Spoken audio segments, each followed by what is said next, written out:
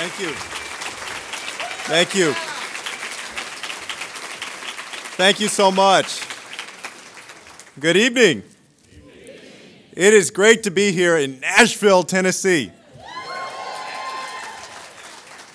First, let me say to Congressman Cooper, thank you very much for the generous introduction, of course, for your wonderful service on behalf of Nashville and the great work I know you're doing there in Washington, D.C.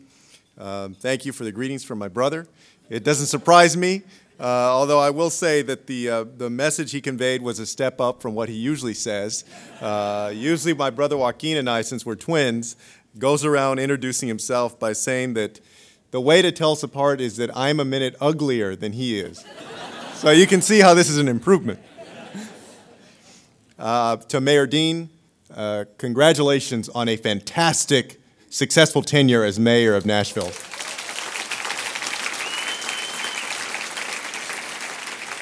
And I was mayor of San Antonio from 2009 to the middle of 2014, and I think it's fair to say that there's nothing quite like being the mayor of a city. Nothing quite as rewarding, and no position where you have the kind of community spirit behind you with people who are Democrat or Republican, folks who are interested just in moving the community forward. And so it's a real treasure to have had you as a colleague. And I especially want to commend you for the reason that you're honored tonight, which is ensuring that Nashville is a city that is welcoming to everyone. If you look around the great cities of the world, they belong to no one, and they belong to everyone. And Nashville is a city that belongs to everyone. Congratulations for helping make that happen. I also just briefly want to say thank you to Gary and to all of the Davidson County Democratic Party folks. Let's give them a round of applause for a great job that they've done with this event. The event chairs, all of the folks who helped organize this. I also want to just give a shout out to Judy Locke, who is dear friends with a dear friend of mine, who was my chief of staff, Robbie Greenblum, and his wife Tova in San Antonio, and who is now with me at HUD in Washington, D.C. They recently made the move out there, and I think it was maybe her original idea to have me out here. Thank you for getting the ball rolling. And finally, to all of you for being here, for the hard work that I know that y'all have done over the years, for keeping the Democratic Party and what we stand for strong in Tennessee.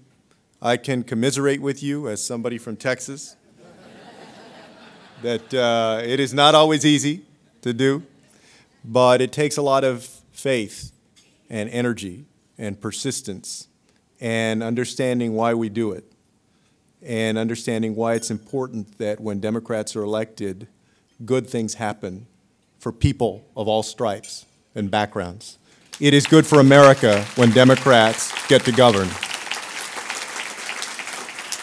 And as a couple of folks mentioned earlier, what a month this has been. If we could just have one of these every single month, it'd be great. You know, the Supreme Court came out for marriage equality. And despite all of the Republican attacks, said no, the Affordable Care Act is constitutional.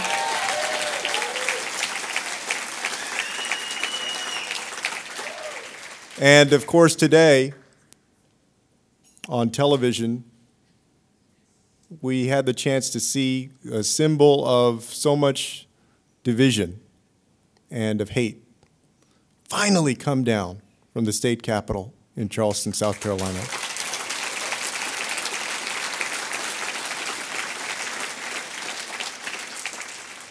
And Donald Trump is leading the Republican primary for President of the United States of America. And he's on TV every night, sucking all the oxygen out of the room from all the other candidates. He is the gift that keeps on giving in this political season. These last few weeks have been very good news to all of us who share a progressive vision for our beloved nation. There is a momentum today, a wind at our back, that I think it's fair to say we haven't felt in quite a while. Or as President Obama said recently, this is what change looks like in the United States.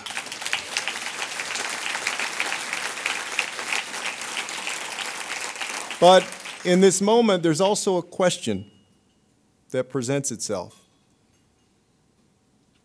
A question of what's next. Where do we go from here? The answer is that America's aim must be, in the years to come, the same as it has always been: to be the strongest, the smartest, and the safest nation in the world. And the thing is that in this 21st century, those three things are intertwined more than they ever have been before. The truth is that strength starts here at home, with a strong economy that is built on a blueprint of opportunity for everyone. We call that blueprint for opportunity the American dream. The idea that if you work hard, you can go as far as your talent will take you. It's been the dream of millions of immigrants who have come to this country over the years, strivers from all over the world, adventurers, risk takers. The American dream is why I'm here, and I know it's why many of you here are here as well. My brother Joaquin and I grew up with my mother and with our grandmother, Victoria. My grandmother came to the United States when she was 6 years old because she had lost both her parents in Mexico. And she came to live with extended family in San Antonio, Texas. My grandmother dropped out in elementary school. And because of that, she worked her entire life as a maid, a cook, and a babysitter. And she raised my mother as a single parent. She didn't go to college. She didn't even go to high school. But she did teach herself to read. She worked hard. And I can remember her face on April 3rd, 1992, the day that Joaquin and I found out that we both got into Stanford University. It was one of those days that you wait for. We had been rushing to the mailbox every single day after the mailman came to deliver the news. And we wanted to make sure that we got a packet and not an envelope. Some of y'all will remember this, because if you got an envelope, it probably meant it was a rejection letter. But if you got a packet, it was welcome. And all of us were so happy. My brother and I looking forward to going to this place that we had never been to before. It felt like a moment where you could say, my dream came true. And then a couple of weeks later, we got the bill. And that seemed like a nightmare to us.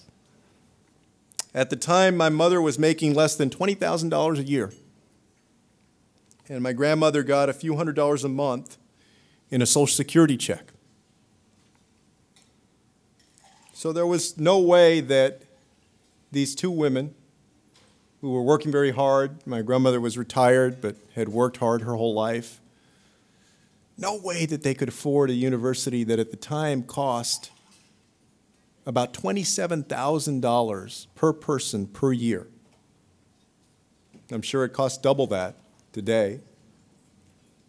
The only reason that I can stand before you with an education and the benefits of it are that I worked hard and that my family worked hard, but also because there were Perkins loans and Pell Grants, and there was federal work study. There was hard work that the nation did for me. You invested in me. I believe that this nation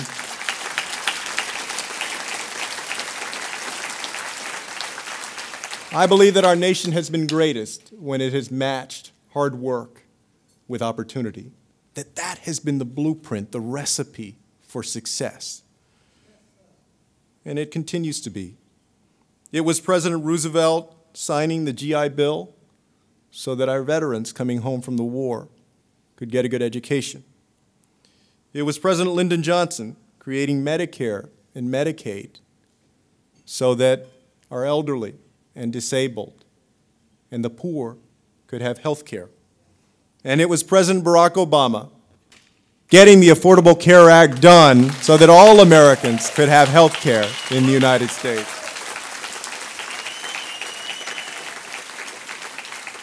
And now, the question for all of us is, how do we ensure that America remains the undisputed land of opportunity in this 21st century? You see, too oftentimes today, we see too many Americans working very hard, but not getting that fair shot to get ahead. And this isn't an accident. It's the consequence of the trickle-down conservative approach that has marked our tax and labor policies for the last 35 years. An approach that says the needs of the very, very wealthy come first. Cut their taxes, but don't support a raise of the minimum wage. And how do conservatives think that America should get ahead in this 21st century? 4 years ago, Mitt Romney told some college students that they should just borrow money from their parents if they wanted to start a business. And just the other day, Jeb Bush said, if Americans want to get ahead, that they should just work more hours. I said this before, and I'll say it again. Gee, why didn't I think of that?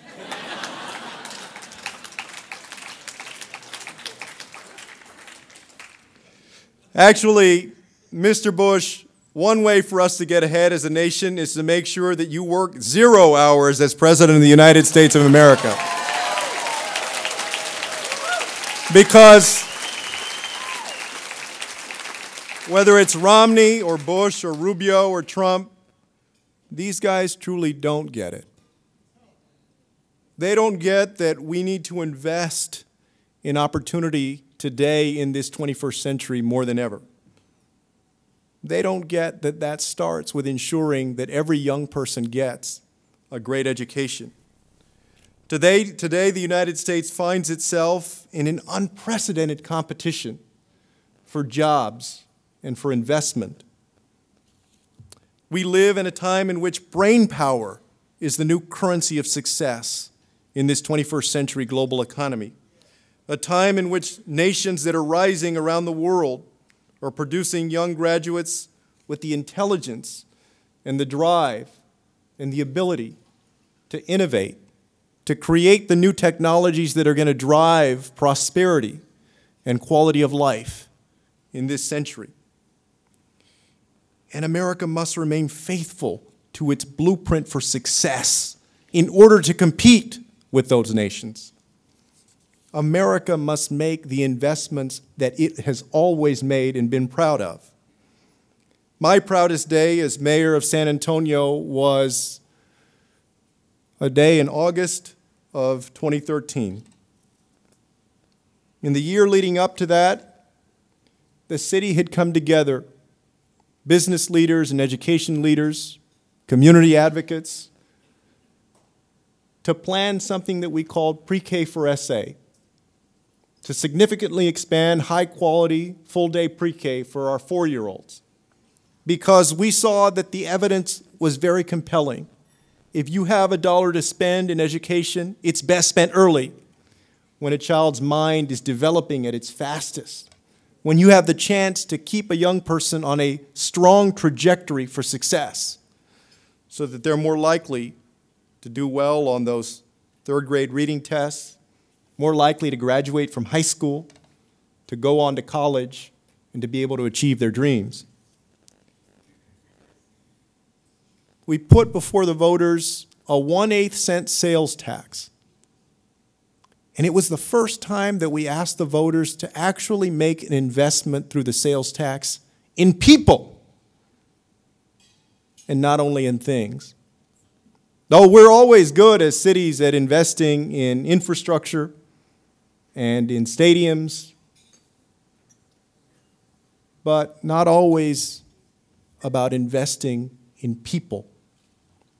And when Election Day rolled around, the early vote numbers came back, and it was yes, 50.002, no, 49 point whatever the balance of it is.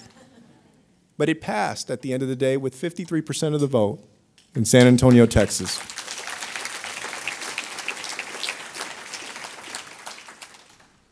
It's time for the United States to invest in universal pre-K for all of our young people. It's time to invest in our public schools. It's time to pay teachers what they deserve as hard-working folks making a difference in our communities. For teachers and all workers, a hard day's work should mean a fair day's pay. America's workforce today works more hours than workers in just about every other advanced nation in the world, with less vacation days and oftentimes less sick leave. And more, less and less of America's workforce is getting ahead. Just a couple of weeks ago, one study reported that nowhere in the United States could you afford a decent 2-bedroom apartment or home to rent working a full-time job on minimum wage.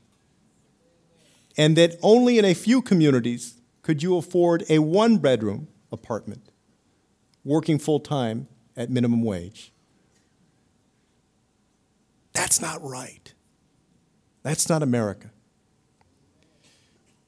It's time that we reward hard work appropriately by boosting the minimum wage in every single state in the United States. And we know that we can do it when places like Alaska and other red states vote for the minimum wage increase. Certainly we can see that happen in other states of our union as well. But we shouldn't stop there. We need to invest in apprenticeships and job training and the tools to ensure that as technology changes the nature of the workforce, our workforce is ready to tackle those challenges. And we must understand that if we want a middle class, we need to respect the rights of workers to organize so they can help get us to a middle class.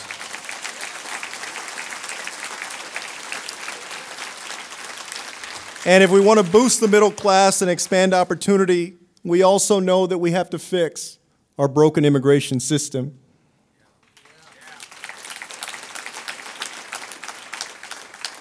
You know as well as I do that ours has always been a nation of immigrants, and that that's still true today. Wherever you came from, whichever generation you are, yours and mine is a story of folks who came with similar dreams, with ambition, with the desire to improve their own lives and the lives of their family and this nation. Today, immigrants continue to contribute to our economy's forward progress, and we ought to give those who are working hard a chance to come out of the shadows and stay with their family and get right by the law and get on a path to citizenship here in the United States. But what do we hear from the Republicans about this? Donald Trump says that those coming from Mexico are criminals and rapists. And when he has a chance to apologize for it, refuses. And it only took 2.5 weeks for Jeb Bush and Marco Rubio to say anything about it. They brag about speaking Spanish, but in neither Spanish nor English did they object.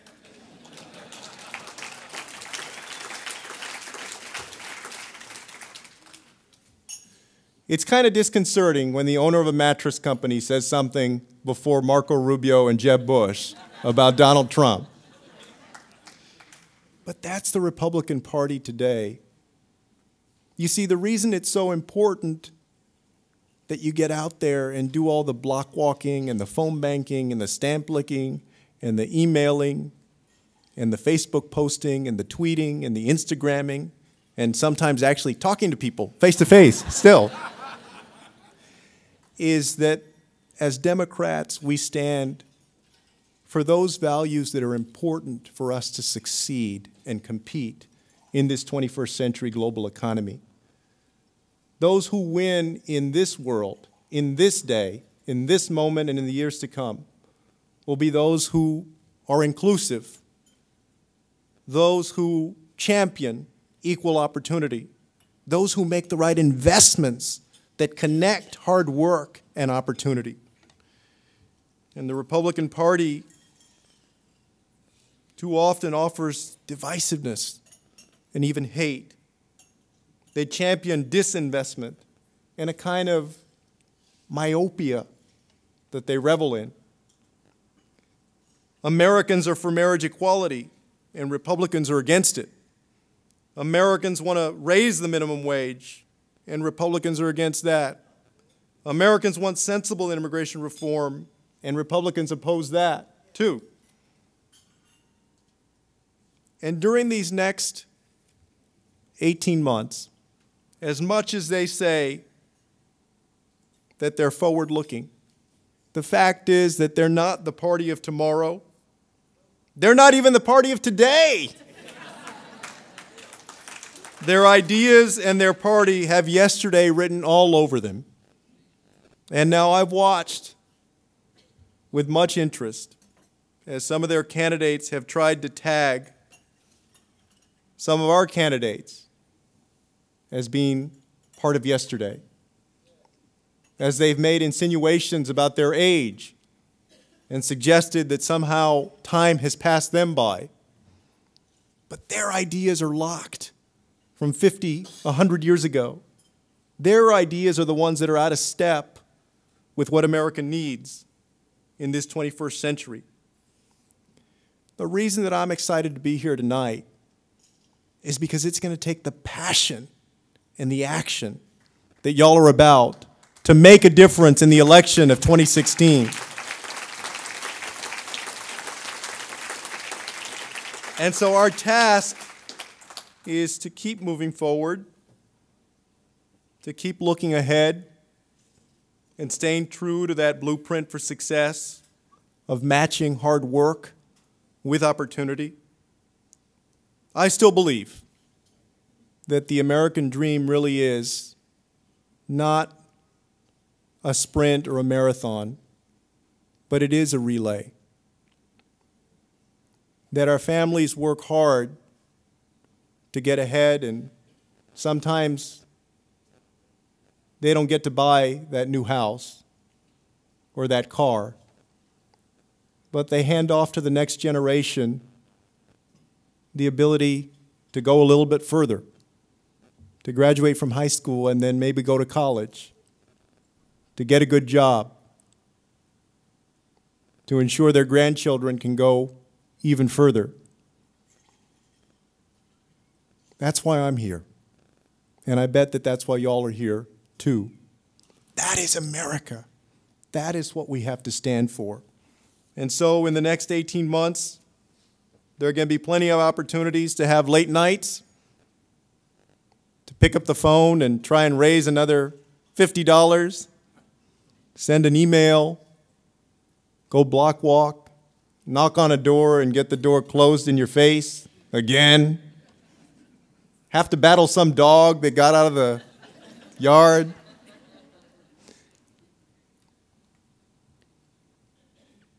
Get called a name, told you're a communist or a socialist. How many of y'all have had that experience?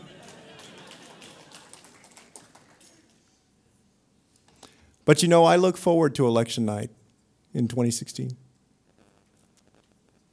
I look forward to being in San Antonio and y'all here in Nashville. I look forward to watching as the screens go by on NBC and CBS and the results come in on ABC and MSNBC. And I look forward to the moment on Fox News when Bret Baier has to turn to Brit Hume and say, Brit, we're announcing the electoral votes of Tennessee for the Democratic nominee for president, and we have a new Democratic president in 2017 because of your work. Thank you very much.